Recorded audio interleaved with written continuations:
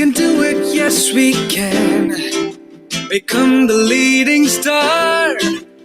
Putting our patients first will make MIOT lead by far. We work as one family. We work hand in hand. We work to make our nation proud. We'll be the best in the land. Putting our patients first will make MIOT the leading star. Putting our patients first will make MIOT the best by far. Putting our patients first will make MIOT the leading star. Putting our patients first will make MIOT the best by far. We heal with pride and passion. We heal with faith and love. We heal with truth and harmony. As sure as God's above, with God sent to guide us, all skills grow day by day. Putting smiles on people's faces, that's the MIOT way. Putting our patients first will make MIOT the leading star. Putting our patients first will make MIOT the best by far.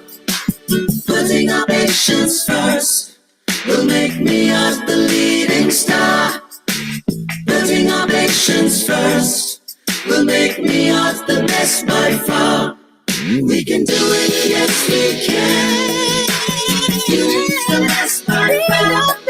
We can do it, yes we can. We can do it. Leading star. We can do it, yes we can. Yes we can.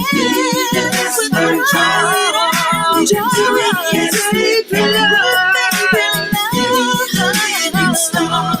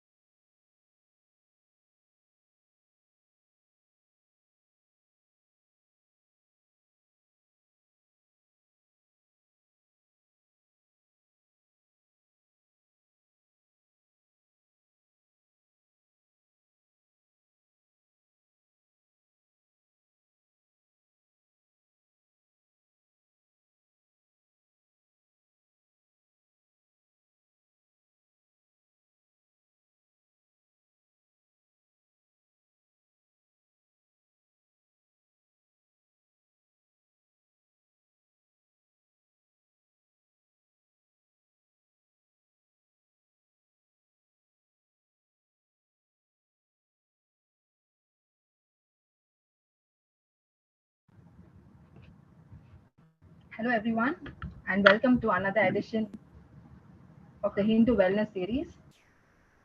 Today's webinar on non-surgical treatment for fibroids is presented by MIOT International. We have with us Dr. Karthikeyan Damodaran, Director, Vascular and Interventional Radiology, MIOT Hospitals. He will be speaking on a minimally invasive procedure for treating uterine fibroids in detail. Dr. Karthikeyan Damodaran is a vascular and interventional radiologist with over 15 years of specialist experience. He has trained at renowned institutions across the US and the UK and has worked as a senior consultant, clinical lead in Singapore. He is a member of international radiology societies in the US, UK, Europe, Singapore, and India.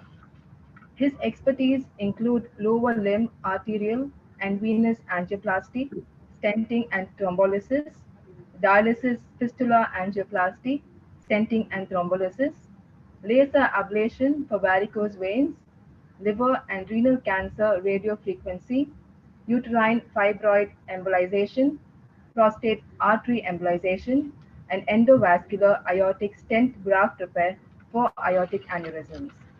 Dr. Karthikeyan has published more than 30 articles in internationally acclaimed peer-reviewed medical journals. We welcome you, sir. Thank you, Serena. Thanks for the kind introduction. Let me share my screen.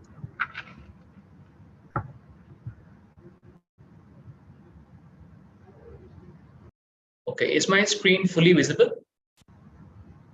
No, sir. Okay, is it Yeah, now? can you, Okay. yeah, please go ahead. Yeah, Okay. yes, sir. Good morning and a warm welcome to all the viewers who have logged in for this webinar on a revolutionary pinhole treatment for fibroids without surgery. Just as Serena was telling you, I'm an interventional radiologist working as the Director of Interventional Radiology at MIOT International Hospital. So before we dive into our presentation, you guys would all be wondering, what is interventional radiology? What does this guy do? So just a brief introduction to what is interventional radiology and what is it we do. So to simply explain, interventional radiology is a highly specialized field of modern medicine, which is rapidly expanding, where we use pinhole access into the body to treat various conditions in different parts of the body without opening up the body or without surgery or anesthesia. Now, in case you're wondering how is this possible, we all know that when we do scans like ultrasound, CT, or X-rays, we can find out what's going on inside the body without opening the body. Using the same technology, we can see inside the body and we guide our catheters or needles into the body, and we can treat conditions, various conditions in different parts of the body without opening the body and without surgery. So the major advantage of this treatment specialty is that there is no major surgery, no need to open up the body. So it's all minimally invasive, and in fact, to say ultra minimally invasive procedures. So the recovery period is much shorter. So as you can see on the screen on the right-hand side, there is a picture of all the blood vessels in the body. So normally what we do is we gain access, a pinhole access into the blood vessel at the top of your leg. And you can see all the blood vessels of the body are interlinked or connected. So from that point, we can get access into blood vessel of any organ of your body, right from the head to foot. So we can offer different treatments for different parts of the body without opening your body, and provide treatment, complete treatment, which has results similar to open surgery, but without the side effects of surgery. And here's a picture on the bottom of the screen where we see a needle. The white line is the needle, and this is being introduced into the lung, into a small lump in the lung, which is a tumor. And this is done directly under CT guidance. We insert the needle just through a pinhole access again to either take biopsy, where we take samples from the lump to find out whether it's cancer without opening the body, or to even deliver treatments, where this needle can be a needle which has producing heat at the tip, called radio frequency needle, which can heat the nodule and kill the nodule without opening the body. Isn't that great? So what it means to the patients, it really means that patients have a very easy procedure, very simple procedure, without all the complications which we know of major surgery or anesthesia. And what really means is they can really recover very fast and get back to the normalcy as very fast as they can. Okay. So one of such treatments we provide is called uterine artery embolization, which is what we're going to talk about today. Okay. Just before we talk about the treatment itself, let's look at what fibroids are. So uterine fibroids are lumps that grow on the uterus. As you can see on the picture here, they can grow. This is the uterus, you can see, and then you can see multiple whitish pink lumps shown in the picture. These are the fibroids which happen in the body. And these fibroids can either happen in the outer wall of the uterus, or they can happen in the inner wall of the uterus, or in the center of the uterine wall. And these are called fibroids. And basically, first thing to tell, these fibroids are not cancer. These are just lumps which happen due to overgrowth of normal uterine tissue, and they tend to slowly grow in time.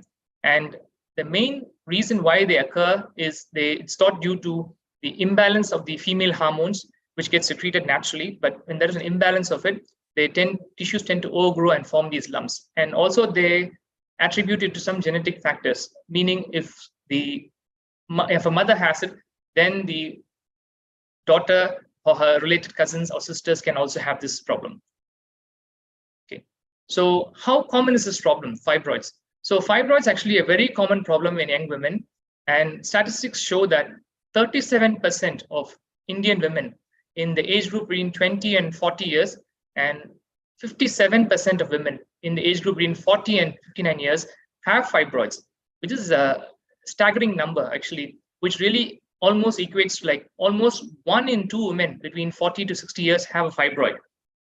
But the good thing about it is not everyone suffers from symptoms due to fibroid. Okay, but a fair majority of them do have problems due to fibroid, and let's look at what the problems are. So here is a pictorial showing what the symptoms of fibroids are, and we can basically divide them into 2 components. One is fibroids can directly affect the physical health, which we'll be looking into a bit detail, and also can also cause emotional stress or mental health problems. So let's dive in. So the first number 1 complaint patients come to us when they have fibroids is disturbances in their periods. They can have very heavy periods, which means they have very heavy flow, or they get passing clots, or the period cycle or the periods are lasting much longer than usual. Is a normal expected range of the period to last is for 3 to 5 days. But for some women, it can go on up to 10 to 15 days, which is quite a lot of time. Or they can have very painful periods. Generally, women have some discomfort in the abdomen before their period or during the period, but the pain that happens when they have a fibroid is quite bad that they're not able to even do the normal activity. Sometimes they end up taking leave from work. A lot of my patients tell that I end up taking leave on my 2nd day or 3rd day because I can't bother to get out of bed. So it can be very bad pain. They have to take painkillers and they stay curled up in bed. And that's what they exactly tell me. The pain can be in the lower abdomen, can be in the lower back, or sometimes they say pain is a dragging pain in the legs. And some of our women do sort of neglect these heavy periods. And what happens is over time, they tend to lose a lot of blood over time. And what happens is they become very anemic, as in the hemoglobin level in the blood drops significantly, almost to half the normal levels. And then they start feeling very tired. They are not able to do their normal activities. They're getting very breathless when they walk up the stairs, or they feel tired and sleepy all the time, doesn't have the initiative to do their normal duties. And that can be a common problem as well, anemia. And then next we have symptoms, what we call as pressure symptoms. What it means by pressure symptoms is some patients don't have problem with their periods, but these fibroids are sitting in there and slowly growing over time, and they can get quite big, up to even 10 to 15 centimeters in size. The biggest fibroid we treated is almost a lady who had a fibroid which was like almost 18 centimeters in size, which is growing above the level of her umbilicus, and she had a big bulge in her lower abdomen, and she was almost looking like 4 months pregnant.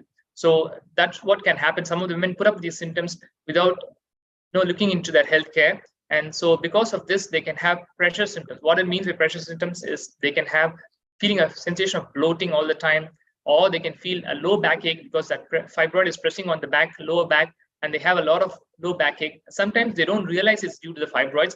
When they come to us for consultation, when we ask them, do you have low backache? And they say, actually, doctor, yes, I've been suffering from this for a long time, but I thought it was just me. And they don't seem to link up the causes. So they can have that. Or when the fibroid is pressing on their urinary bladder, which is in front of their uterus, they can have a problem called urinary urgency, which means that the moment they get the sensation they have to pass urine, they have to rush to the toilet. They can't hold it for long. Or they end up going to the washroom quite frequently than others because there's a constant pressure on the bladder. So the capacity of the bladder is very less, and it's also irritated. And secondly, they can have a problem called constipation because, again, the uterus can press on the bowel, which is behind the uterus. And the pelvis is a very, very small space. So the moment the uterus starts growing big, it starts pressing on all the other structures next to it. As I said, the bladder, or you can press on your bowel. So they can have constipation, or they can feel very gassy and bloated. And some of the patients say that they just felt it's just them, and it's they couldn't really link it up to the fibroids.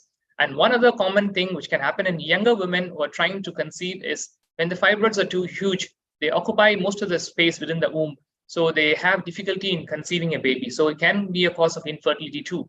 And lastly, I also mentioned about the emotional component. Now you can see, after having told you about all the physical components I told you, that can directly lead to, that's enough to cause enough emotional stress for these patients because, one, they're having a prolonged period, and they're having heavy pain, and they're having difficulty conceiving, and all these can directly lead to emotional stress and mental stress, and they're not able to do their normal activities. We had a patient who came to us. She's a 42-year-old woman who's a teacher working in a very renowned Orthodox school in Chennai, and she's been having this problem with fibroids. She had a fibroid which is almost 10 centimeters in size, and she's been putting up with it for nearly 5 years. And her problem was heavy periods, which means a lot of flow, as well as the period lasts for nearly 15 days. I couldn't believe, and she told me, yeah, she said, yes, doctor, it lasts for 15 days. That's almost half the month. And then periods finishes, and 10 days again she starts her periods. So you can see she was, because she had heavy flow during the periods, she slowly avoided going out when she had periods, as in going to social events or attending, going to public places, or even traveling in the public transport, because she found it like she may have an embarrassing moment. So she tried avoiding these things, and soon she was finding herself restricting herself to a home all the time. And she found it very difficult at work because she became very anemic, and she found that she couldn't climb a flight of stairs without getting breathless. And all these physical problems and this emotional isolation was also putting a lot of stress on her mind. And even at work, she found that because she's been having the periods for a long time, and it's a cultural stigma in the Indian culture, people were avoiding her, and they wouldn't sit down to have lunch with her or share her food with her. She was going to have extreme amounts of emotional stress due to this problem. And we found that her physical symptoms were much more, but she felt her emotional stress was much more compared to the period problems she was having. So that's the amount of disturbances in their physical and mental health women go through when they have fibroids. Now, what are the treatment options when it comes to fibroids? When they go to most physicians or gynecologists, when they go for when they have fibroids, most of them, when they come with this heavy periods, they will have an ultrasound scan of the pelvis, which will easily detect they have fibroids.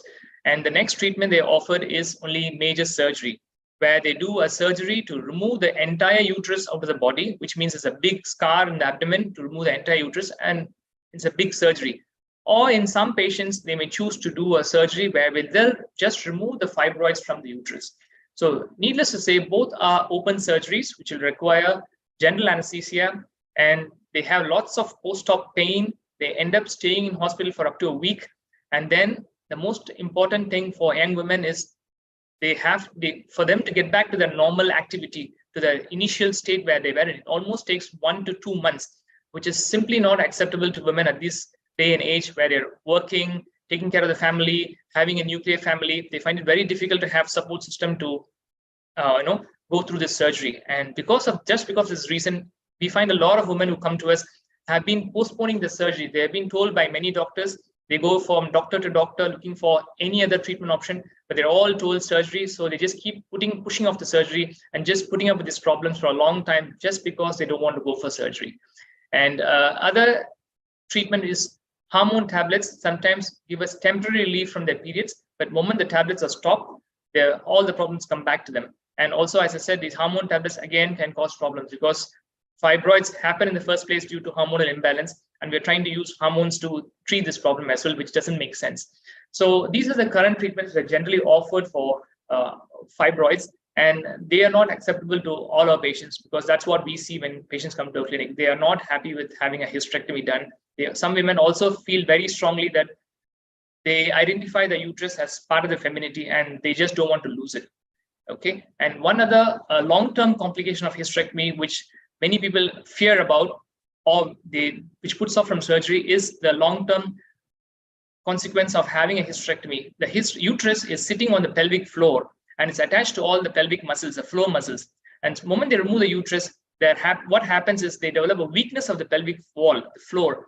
And what happens is later they can have problems like prolapse. They can have prolapse of the bladder, the caudal irakon, they can have prolapse of the bladder or the rectum, and they can have problems with this, or they can have urinary incontinence as well. Sometimes they cough and they're passing urine, and that happens accidentally because the pelvic floor is very weak. And this happens very commonly after having a hysterectomy, not immediately, but after a few years. So if a woman has a hysterectomy at 40, and probably by 50 she is having this problem, she suffers with this until the end of her life, which is very significant problem to undergo.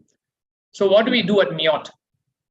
So at MIOT, we offer a pinhole procedure for this condition called fibroids without opening the body and without removing the uterus. So here we have a schematic of what we do.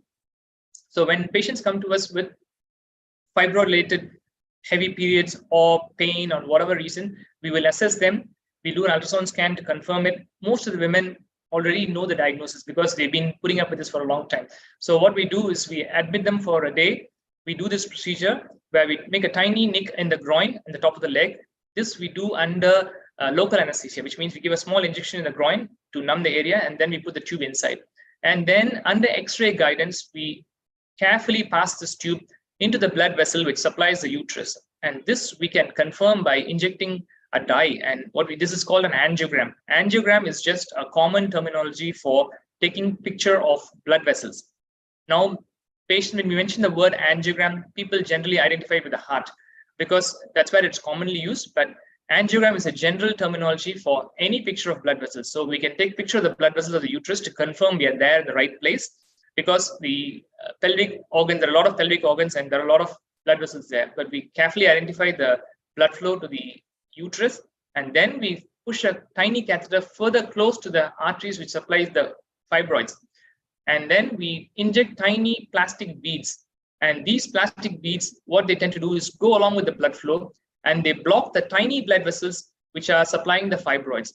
Generally, when we have a fibroid in the uterus, what happens we notice is, compared to a normal uterus, most of the blood is sucked in by the fibroids because they want blood supply to grow, survive and grow. So any organ needs blood flow to survive and grow. And because these fibroids are slowly growing and they are much more active than normal uterine tissue, they tend to grow and draw much lower blood supply to them. So when we block the blood supply, what happens? We all know that all parts of the body needs blood flow to survive and grow. So the moment you block the blood flow to them, these fibroids die and they shrink in size. And what is the result for the patient? For the patient, from the next period on, their cycles are much lighter and their period pain goes away, and all the symptoms related to the pressure symptoms slowly get better, because these fibroids, once they die, the body tends to remove the dead tissue. That's the function of the normal function of the body. Anywhere there's dead tissue or dead cells, the body will remove it. So the body will remove the dead cells, and these fibroids shrink in size, and patient gets relief from the symptoms. And this, I want to reiterate that this procedure only affects the blood flow to the fibroids. The rest of the normal healthy uterus remains as it is without being touched. So that's why this is also a very good treatment for women who are having infertility issues due to the fibroid. Now, women may have infertility issues due to a lot of reasons, but if it's mainly due to fibroids, this can be a good treatment because the normal uterus is untouched without any scar, and they can go on to have a normal pregnancy. So I'm going to show you a small animation cartoon of how this procedure works.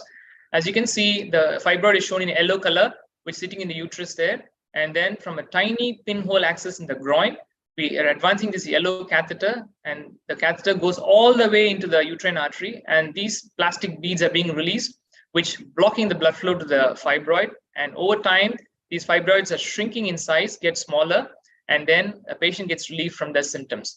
And the fibroids, what happens is, they sometimes ask me what happens to the fibroids. The fibroids stay inside, but they shrink in size and they become like a scar. They don't cause any more problems, and they don't tend to grow back, because once a blood supply is cut off to something, it just dies. So there's no chance of it coming back.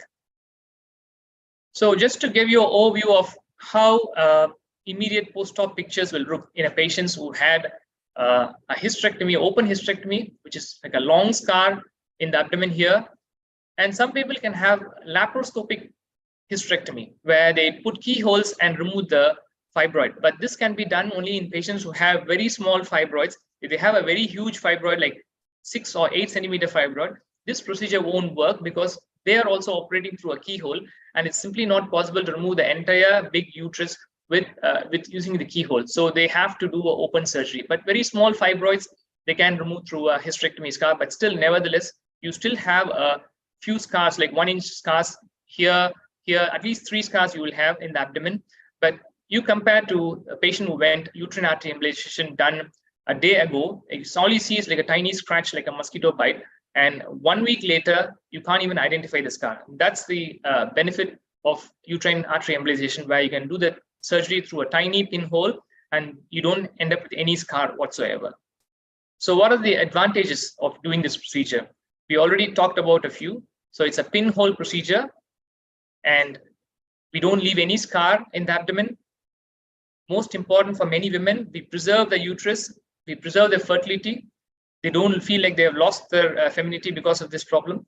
And because once you lose uterus, you hit menopause immediately, right? So because you're 40 and you may be going on for another 5 years with your periods, but the moment you remove your uterus, you just hit menopause straight away. And because we do the procedure through a very tiny pinhole, there is no need for general anesthesia. That's a different topic. Anesthesia itself, general anesthesia itself carries risks, major risks, and that's why some patients who have other medical problems may not be fit for general anesthesia. But in our procedure, we do it under just local anesthesia, just like the dentist. So there's no need for general anesthesia. And because our procedure is very short and very minimally invasive, we send the patients home within 3 days after procedure. So just after 3 days, they go home. And after 5 days after the procedure, they are back to the normal life. Yes, you heard it, just 5 days. After 5 days, they go back to the normal life. There's no restrictions on showering or lifting heavy weights or anything. They just can go back to the normal life. And needless to say, because there's no major cut, no major no disruption of the body structures, it's much, much safer than surgery. So I want to show you a few cases of patients who we treated at MIOT. So this is a lady, a 45-year-old businesswoman from Coimbatore, and her problem was she had heavy periods for the last 2 years, and it was so heavy that she would be passing clots and having dragging back pain. And this prevented her from going out of her house to work during a period's time. She would take off her work. And as a businesswoman, her work involved a lot of traveling, meeting a lot of potential customers and all. So this meant that at least 1 week of the month, she's out of her business. She can't run her business. So it's really affecting her life. And she went to many gynecologists in and around Coimbatore. And the only suggestion given to her was to have a uterus removed. But she was not keen on having a uterus removed. And actually, she told me that one of her gynecologists was a really close family friend. And she went and asked her gynecologist, "Doctor, I read about this treatment called uterine artery embolization. Can I have it done? Will it work for me?" And the gynecologist just told her, "No, your uterus has got a very big fibroid, and this won't work for you because that fibroid will not be, cannot be treated because it's so huge," which is wrong. So she, despite that, actually, she had gone on to book her, operation date with this gynecologist because she thought there's no other option. And this gynecologist is telling me that, no, this can't be treated by this embolization procedure. But one last chance, after she booked a surgery date, she traveled to Chennai, met us at MIOT, and showed her scans and everything. We told her, yes, we can treat this. This can be treated as well by, the uterine artery embolization. And she underwent the procedure, and she had a period exactly 2 weeks after the procedure. So she called us from Coimbatore, and she was very elated that her periods had gone down to literally 20% of what it used to be. And it only lasted 3 days compared to the 7 days it used to last. So she was very, very elated that she can go back and do all the normal activity without any restrictions just due to this fibroids. And we have her scans here just to show you guys. So this is her scan, MRI scan, which was done before treatment. And you can see the large fibroid sitting in a uterus. And she also had symptoms due to pressure symptoms on her bladder. She can't hold her urine for a long time. And she also had bloating in abdomen. And so she had felt a bulge in her lower abdomen getting bigger and bigger. And she just thought she was getting fat. She didn't realize it's the fibroid pushing in front, causing all these problems. And this is her scan 6 months after treatment. You can see the fibroid has shrunk in size significantly. Also to note that there is a slight difference in shade of gray you see. The fibroid after treatment looks a darker gray, and here it looks like a lighter gray. All that means to you guys is this fibroid is dead. It's completely dead, and it's slowly shrinking in size. I guess if we do a scan for her now, that will be even more smaller. So basically, we cut off the blood supply to the fibroid without opening it up, and that kills the fibroid, and the fibroid completely shrinks in size. And they have problem with periods pain or periods, heavy periods, that gets relieved immediately after surgery. And she could even notice her bulge in the lower abdomen getting smaller. Actually, you can see in this picture, you can see the front of the picture, the skin, there's a little bit of a bulge pushing forward, but here you see the line is straight and it's like flat. And she was happy that her tummy was also getting smaller because of this treatment. Next, I want to share with you a a history of an interesting patient. She is a 44-year-old IT professional working in Chennai.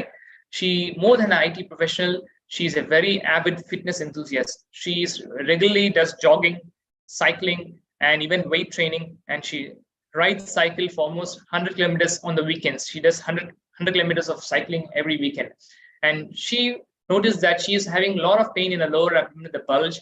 And then she was noticing that when she goes on cycling with a group, she has a group of people, women and men, who go cycling along with her. She noticed that she had to take frequent toilet breaks compared to all her female colleagues who came along with her. And she also noticed she having this lower abdominal pain and back pain. And she went and got scanned, and she found out that she had fibroids. And again, she had very big fibroids, which would explain all her symptoms. She didn't have heavy periods, but her problem was back pain and urinary frequency, and it can present in different ways. So her problem was that. And then she again went to the gynecologist. She visited gynecologists in 3 different hospitals in Chennai, and all of them told her unanimously, you go for hysterectomy to have your uterus removed. But this lady, being an IT professional, she had done all her research on the internet about what the possible treatment options are, and she came to her treatment. She clearly told us, I don't want to have a hysterectomy. I don't want to lose my uterus.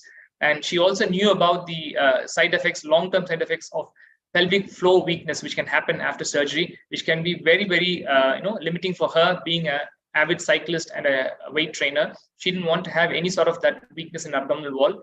And she was planning to go on a triathlon, which means she would go cycling, jogging, running, and swimming. And she wanted to continue her swimming lessons.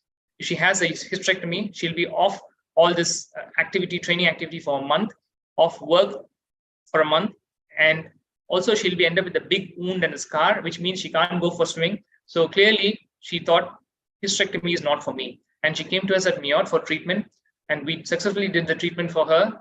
3rd day she went home. 4th day we called her just to check, because normally we send them home very early, right? 3rd day is very soon after procedure. So we called them on the 4th day to check, and she told, doctor, I've just come back from 10 kilometers of cycling and I'm fine. And all my friends are shocked, because all of them were expecting to come and see me in the hospital. And they were shocked to see me joining them for the cycling trip. So that's the level of recovery you can get with this treatment, because there's very minimally invasive, there's minimal disruption to your general body anatomy, there's no major disruption, so they can go on back to their fitness activities as soon as they can. And this is something you can't even imagine if you had a hysterectomy. Forget open hysterectomy, even if you had a laparoscopic hysterectomy, still you're advised not to lift heavy weights or do any fitness activity for 1 month. So this lady was back to cycling just 4 days after her fibroid embolization procedure. Just miraculous. So this red circle highlights the uterine fibroid here within the uterus. And here you can see the fibroid has almost shrunk in size and almost disappeared after her treatment. So just to summarize, at MIOT, we provide a very, very simple, uncomplicated treatment for fibroids through a pinhole access, which can 100% cure your fibroids without going through surgery or the side effects of surgery.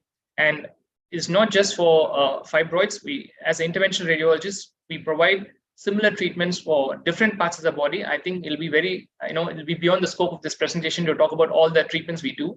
But what's a message I would like to tell? One message I would like to tell is, if you have a problem and your doctors advise you surgery, please consult interventional radiologist. See is an option to treat that condition by interventional radiology methods, which means a pinhole method. And obviously for fibroids, it's a very good treatment.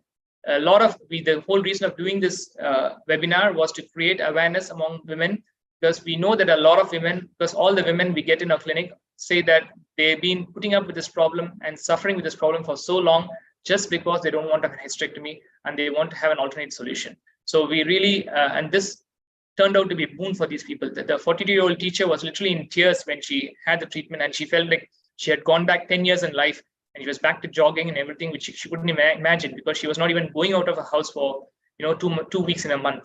And suddenly she felt she got her life back after this procedure. So it can be a life-changing treatment without any disturbances to your normal lifestyle. And we are running a special dedicated fibroid clinic at MIOT hospitals from today, from 19th until 24th, where a lot of people who have fibroids or they think they may have fibroids can come to us for consultation and a basic screening package at a discounted rate, so they can benefit from this treatment. And that's all my presentation. Thank you very much for listening. And thank you, doctor, for elaborating on this non-surgical treatment for fibroids. We will now move on to the question and answer session. Sure. How long does embolization procedure take, and how long does a hospital stay does it require on average? Thank you, Serena, for your question. That's a very common question women ask us. So the procedure approximately lasts at least half an hour. Sorry, half an hour. No, 1 hour. The procedure lasts roughly 1 hour from the time we start the procedure to end the procedure, and then back to that they stay on the ward for 3 days. After third day, we discharge them home, and they go back to home on the third day. What to expect after the procedure? They will have some mild crampy pain like what they have during their periods after the procedure, because the fibroid has just been knocked off his blood supply. So that will be a bit of inflammation there. So they'll have some cramping pain, but nothing like major like post-surgery. All we do is send them home with painkillers to take, simple painkillers to take, and that's enough to take care of the pain. And after the 5th day, the pain all disappears and they're back to the normal life.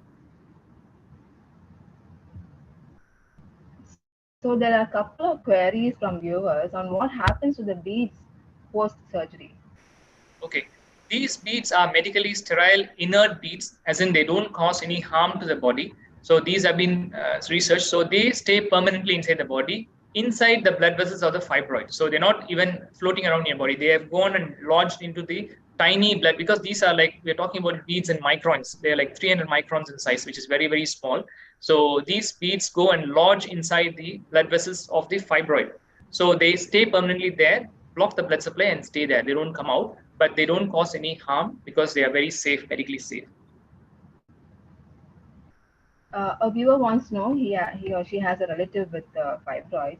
If she gets treated through this procedure, what are the chances of conceiving in future? Okay, there has been a scientific study on women who had fibroids and having infertility issues, primarily due to the fibroid. And they've done studies and shown that 30% of them went on to conceive naturally 6 months after treatment, within 6 months of treatment. So as I said earlier, the infertility could be due to a lot of issues, a lot of factors, not just only the fibroid. But if it's only due to the fibroids, yes, the fibroids shrink in size and the uterus, healthy uterus, is left untouched. So they can go on to have normal conception if the only problem is the fibroid causing their stopping them from having a baby. Would the patient have pain during recovery? There is a mild cramping pain. Just they would normally tell me it's the same pain they get during the period, but not as severe. They get this cramping pain after the procedure, just because we have knocked off the blood supply to the fibroids. There will be some cramping pain, but nothing unmanageable like surgical pain or a big wound pain. It's just like a cramping pain, what they go during the periods. And that is easily settled or resolved with painkillers. And that's the reason we send them, first day or second day, it can be bad. So we keep them in hospital. Third day, we discharge them with painkillers. And UK, when I used to work, we used to discharge them the next day.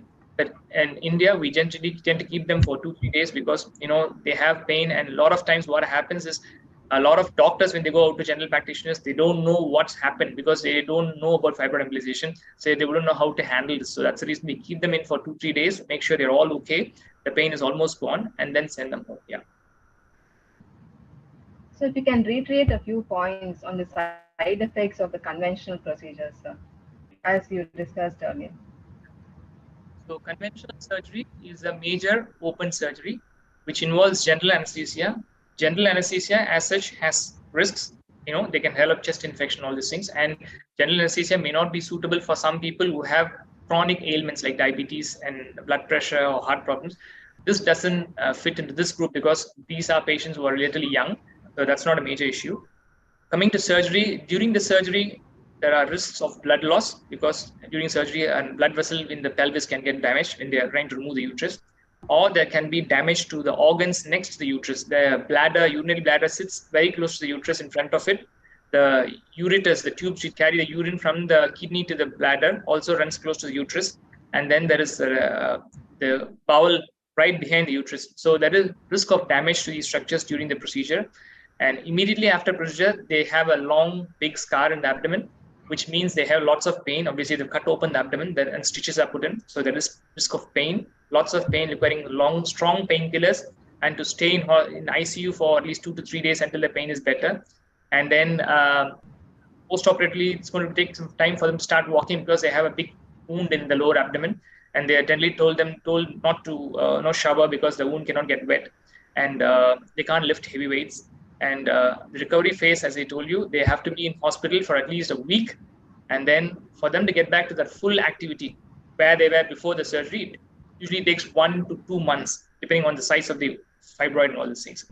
And long term, there is a risk of having pelvic floor weakness because when the fibroid is being removed, the pelvic floor strength gets weakened, and over time they're generally told not to lift heavy weights after having a hysterectomy. A lot of women come and tell me, I've heard all stories. They tell me, no, I don't want to have hysterectomy because I've heard stories from other women who had hysterectomies and having problems with this pelvic floor weakness. What it means is they can have urinary incontinence. When they cough, they leak urine. That's very embarrassing for them. So they can have pelvic floor weakness. They can have prolapse, which means a bladder can slip down, or the rectum can slip down beyond the anus and all these things. So they can have long-term complications like that.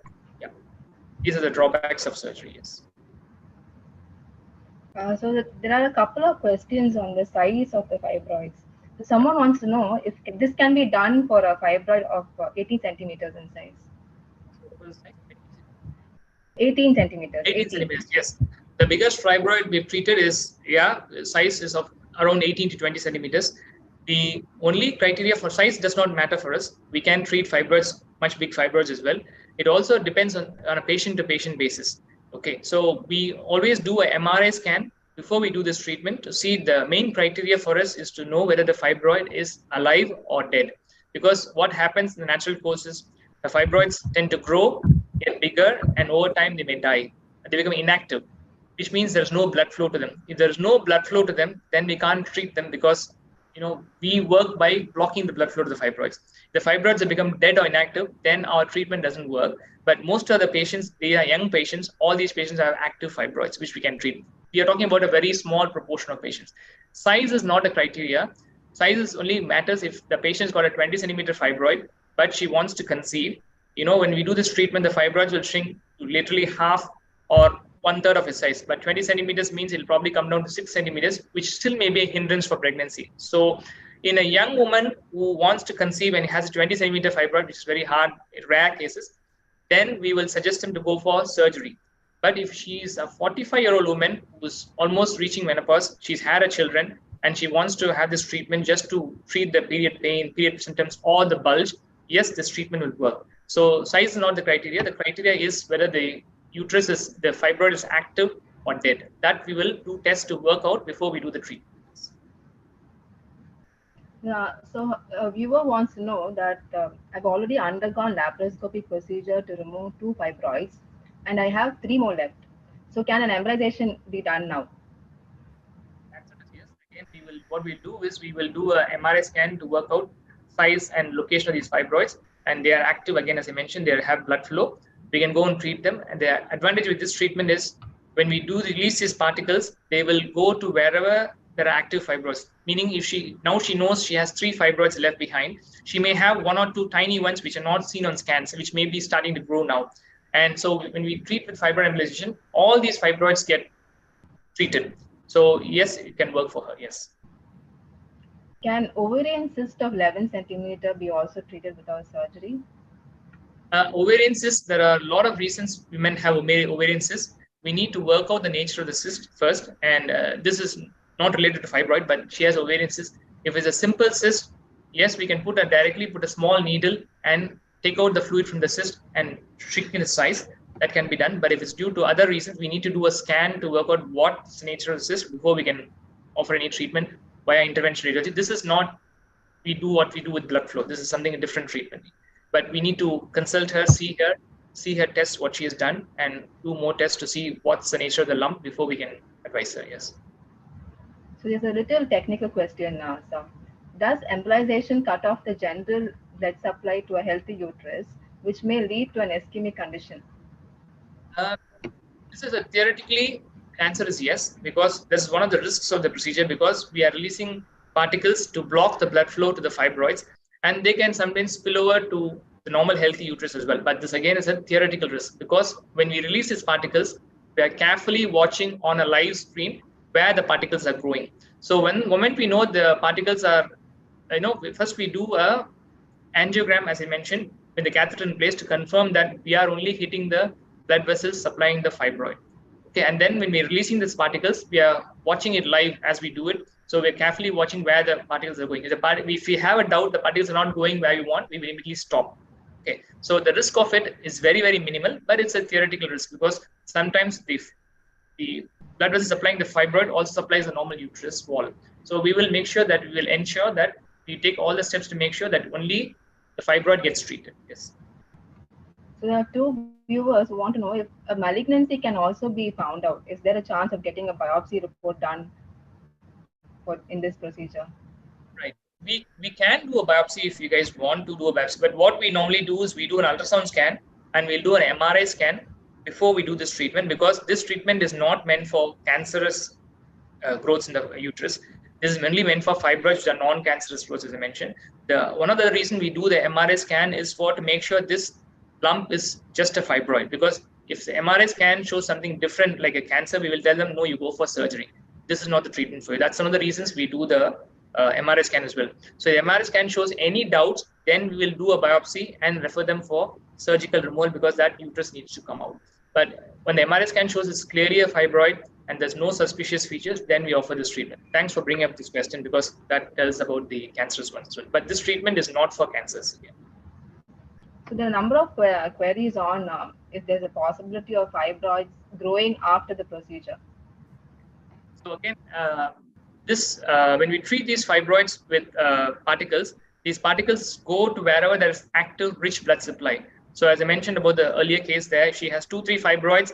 It will go to all the 2-3 fibroids because these fibroids will generally tend to suck up the blood flow. So the particles are going along with the blood flow, just like something leaf going in a river. So they will go towards the fibroids. So even if they have 2-3 tiny fibroids which are not seeing now to the naked eye on the scan, but they will also get treated when you do this treatment.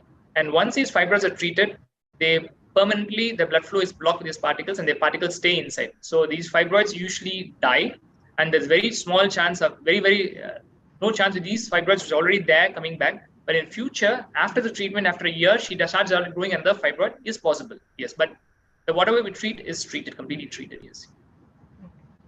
So in general, what kind of apprehensions do patients have when they come in for embolization? What questions do they ask you?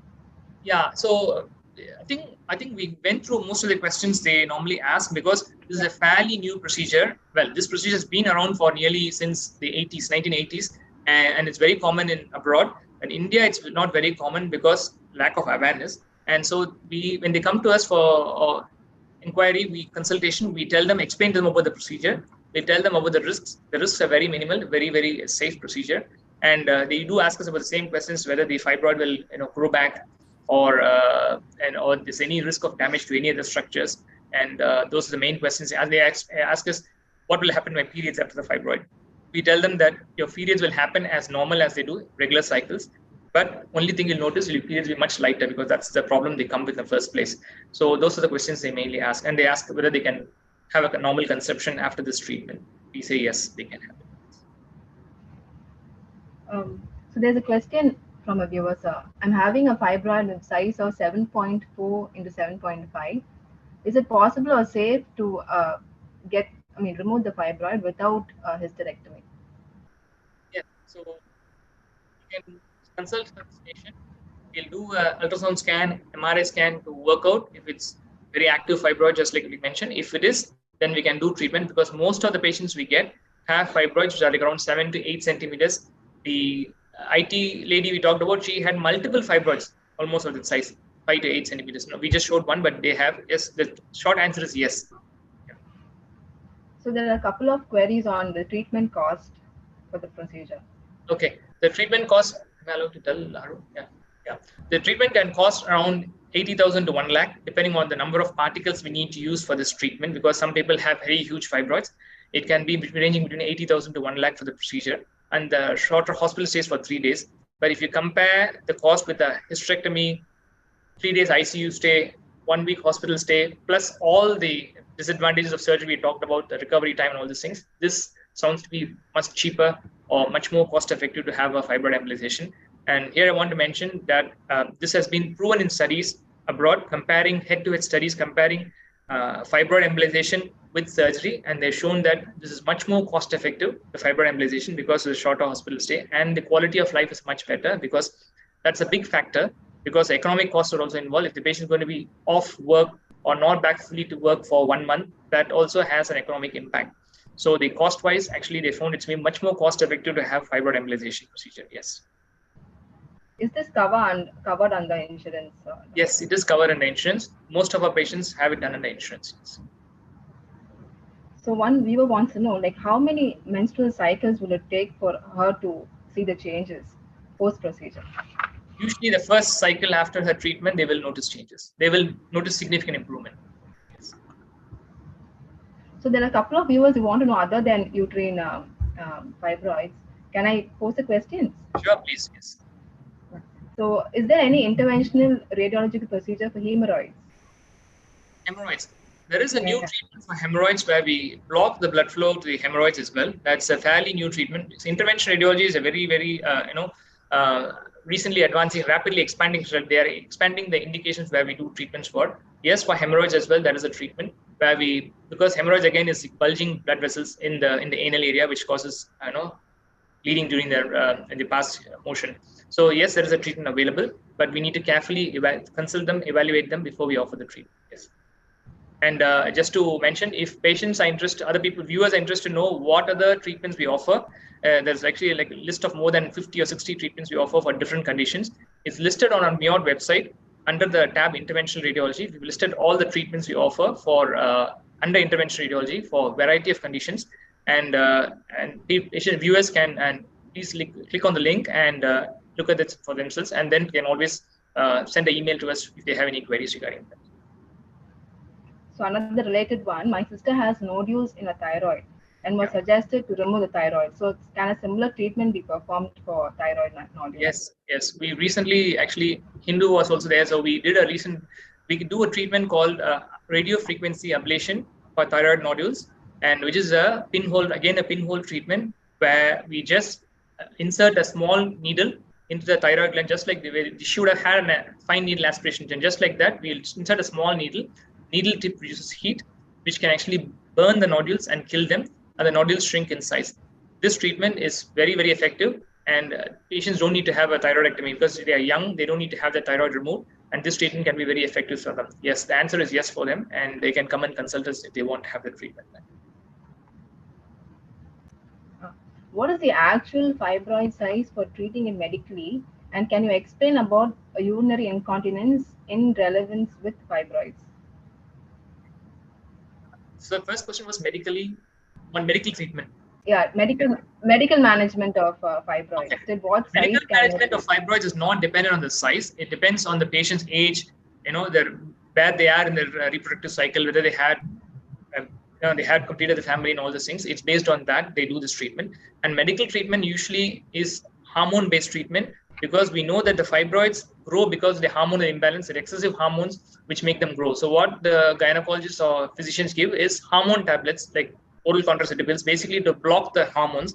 So the fibroids temporarily, shrink in size, and they also stop. They don't have these heavy periods. But it's not a permanent solution for this problem. But it can be for some women who are like almost hitting menopause. If they're 45 or 46 and they're almost close to menopause, then the hormonal treatment will work, because it works for 3 to 6 months, and maybe by another 6 months they may hit menopause, and the problem will get better, because after menopause we know that the hormones come down naturally, body stops producing hormones, and the fibroids will tend to shrink in size.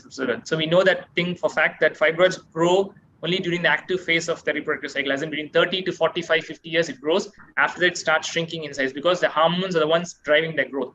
So it may work for some patients, not for many. So it all based on a patient basis. And urinary incontinence we talked about. So as I mentioned, the pelvis is a very small crowded space. The lower abdomen we're talking about within the bony pelvis, and all of us know. And there the bladder sits in the front. In the middle is the uterus, and behind is the bowel. So it's a very small cramped space. It's just snugly fits everything. The moment the fibroid starts growing, the fibroid tends to bend forward and press on top of the bladder. So when it presses on the bladder, what happens is the bladder gets irritated and there's pressure on the bladder. we all get pressure or sensation to pass urine when the bladder gets full and stretched, right? So the normal capacity of bladder is 400 ml, roughly around 300 to 400 ml. So when it reaches that size, you feel the sensation or urge to pass urine and you go and pass urine. But what happens these patients is, because the fibroid is also applying pressure and compressing the bladder, moment you have 100 or 200 ml of urine, you feel that you want to pass urine. So you feel the urge to pass urine, and then you can't hold for long. Moment you feel the urge, you have to rush to the toilet. So it's not urinary incontinence, it's something called urinary urgency. They feel urgent, they have to pass urine, and they end up going to the toilet much more frequently than normal people do, because there is, the bladder capacity is constrained. The incontinence happens after they do surgery. If they have a hysterectomy done, that's when what happens when they remove the uterus is interconnected very closely to the pelvic floor muscles. So the moment they take out the uterus, the pelvic floor gets weakened. And the pelvic floor also plays a very important role in maintaining continence, because normally when we don't realize, when we cough and all, we contract the pelvic muscles by, not intentionally, involuntarily we contract the muscles to hold this sphincters in place. Sphincters are something like constrictors, which close the mouth of the urinary bladder and the anus. So these hold these in place, so you stay continent. But when they have a pelvic floor weakness, that when you cough, the pressure, the pelvic floor is not strong enough to take the pressure, so they start leaking a little bit of urine whenever they cough. And this happens very commonly in women, like getting older. The muscles can get weak, but when you remove the uterus, they get even weaker. They can have all these problems.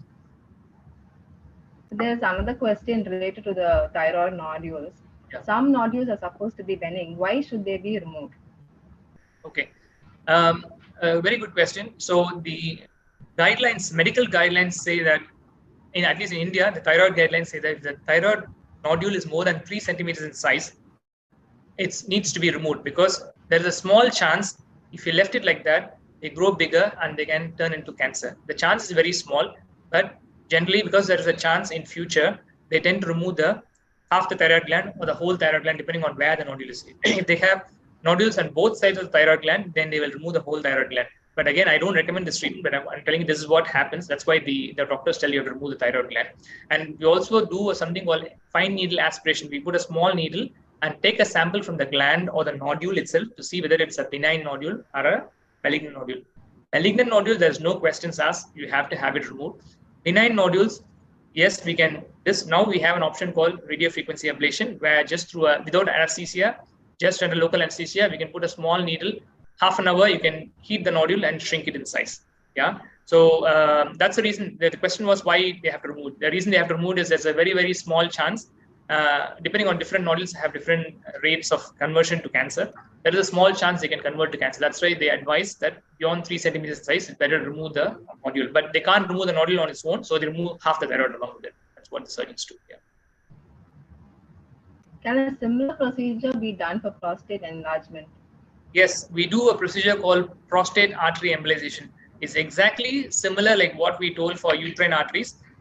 A lot of older men have the prostate gland, swollen prostate gland, which compresses under urinary tract, and they can't pass urine freely, or they have problems with going to urine very freely, or they have a weak stream passing urine, or some patients even end up with a catheter because they can't pass urine because the urinary pathway is compressed.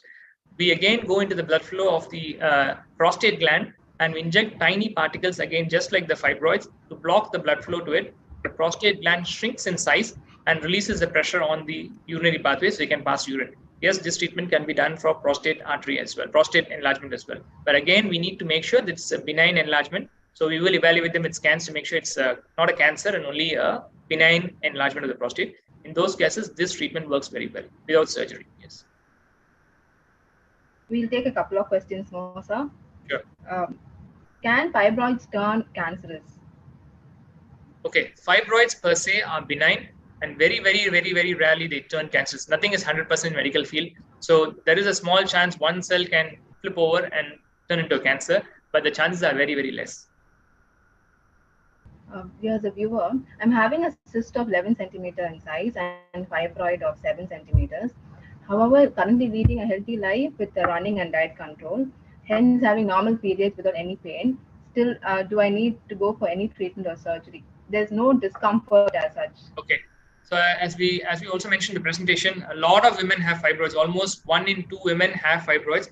Not everybody requires treatment. As long as the fibroid is not causing them any symptoms, we can leave them alone. Regarding a cyst, she has to go and evaluate what sort of cyst is it. She has a ovarian cyst, you mentioned. So you have to go and evaluate and make sure that it's safe. Then she can probably sit on it also, because not have any treatment for it. Just keep it under observation with a doctor, because things can go bigger and all these things. So and obviously the sensible advice is to have a healthy lifestyle, healthy working lifestyle, healthy diet, and just don't have to have any treatments. Yes, for now.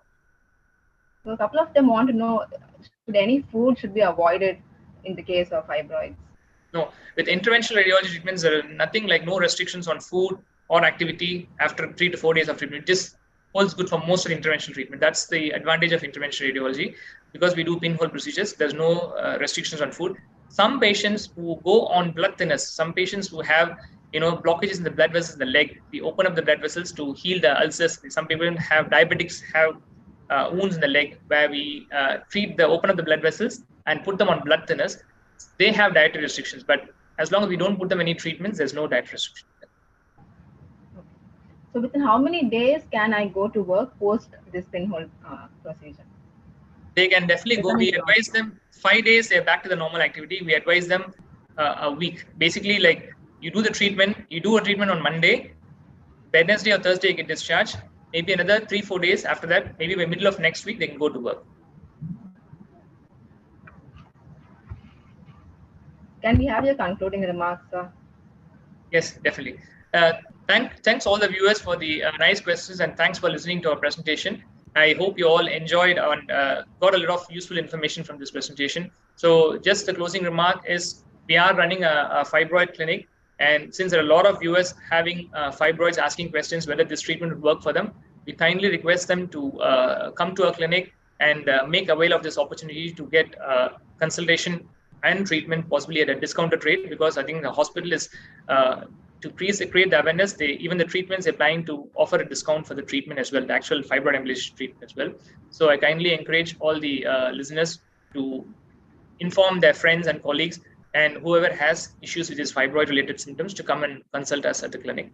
And last comment is about interventional radiology as well. It's a very there's a lot of very little awareness about interventional radiology. As I told you, if you have any medical problem or a surgical problem where the surgeon says you need to have surgery, just like a thyroid, please consult an interventional radiologist to see if they can offer anything without surgery, which is true in most cases. I can't tell you every case. Surgery still has a role, but there are many cases where you can get away without surgery, especially young people or even older people. They can have it. So please refer to our MIOT website. We have a list of all the procedures we offer for different conditions, for different organ systems.